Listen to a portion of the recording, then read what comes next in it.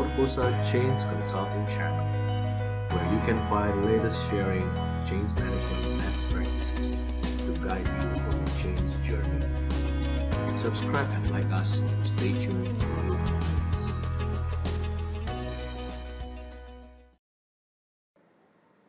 Hi guys, welcome to the introduction of our sharing sessions. Let's call this the fundamental of organizational change, because what we will talk about is really the very basic aspect of change. Before we go deeper into the subject, let's all agree on some very elementary ideas. First of all, let's all agree that change is actually good. It is the only way we can have advancement in the society. Can you imagine what will happen if no one ever drives any change on the automobile industry? We will still be riding Ford Model T until today and won't be able to see this. Also, can you imagine what will happen if no one ever pushed the limit of what mobile phone can do? We won't be able to see this and also forget about this, and so on. Another thing we need to be aware of is that change is inevitable. If we don't change, our competitors will, and they will make us obsolete. These companies we show here were once giant companies dominating their respective industries, and now some of you might not even recognize some of them. They all faded out due to what seems to be different reasons, but they all can be summarized into one theme: failure to change on time. Alright, I hope the examples and the stories we have made us agree that we have to change. But wait, what should we change? What should we change it into? And of course, how should we do it?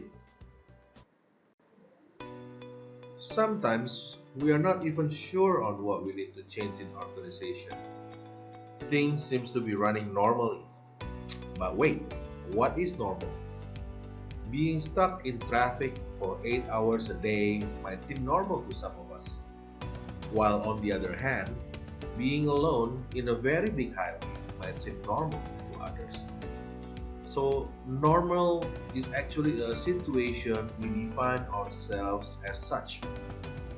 And if we do not consciously look into problems in our organizations, definitely things seems to be running normally just fine.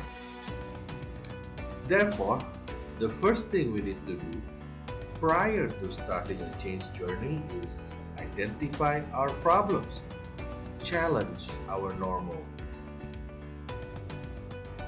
If we look up in a dictionary, we can find the definition of a problem is a gap between reality and expectation that we see about our current condition or possible future conditions. But the problem is, sometimes we do not realize we have any problem because we might be already used to a situation, like we are used to being stuck in traffic for 8 hours a day in and day out. And we also could have low expectation to begin with. We are giving up on it before, too difficult to solve or too painful. It might not be easy to solve, and also could be we are not staying updated on our environment. There might be new technologies or new competitors or new remedy that could solve our problems. So the bottom line is, sometimes we need to be facing the truth and really look at what our problem really is, without having any baggage attached to it, to be able to see our problem realistically. Alfred Korzybski is an American philosopher who identifies that we all do not have access to absolute knowledge of reality.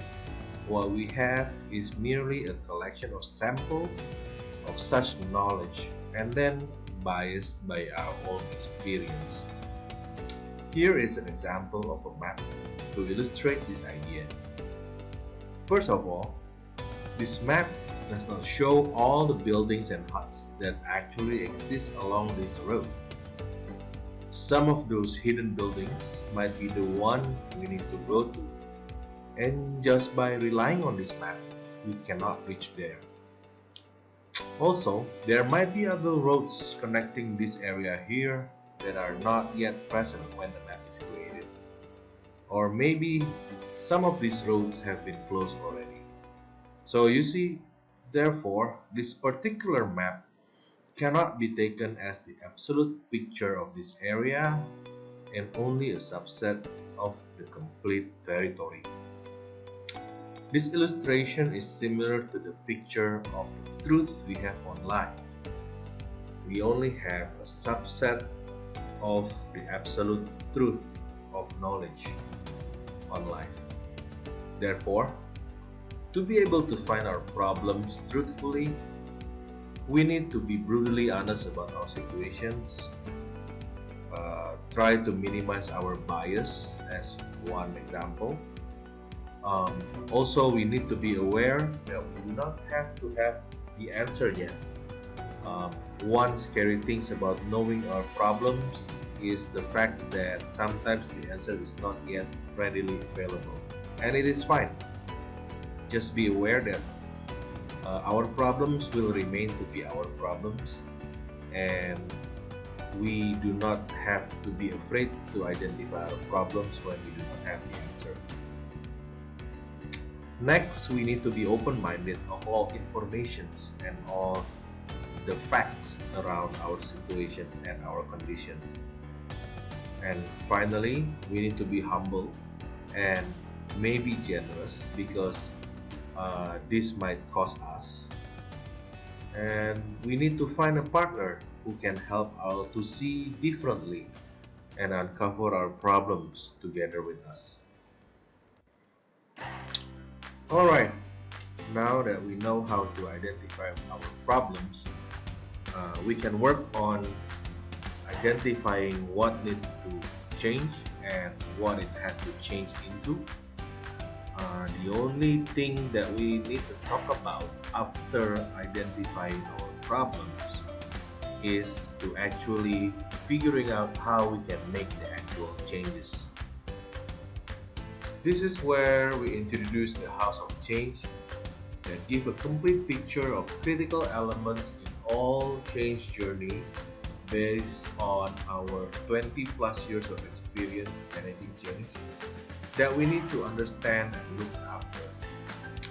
This is not a one-size-fits-all paint by number framework that you can just follow from point 1, 2 and so forth, but it serves more as a building blocks that will define our change journey entirely.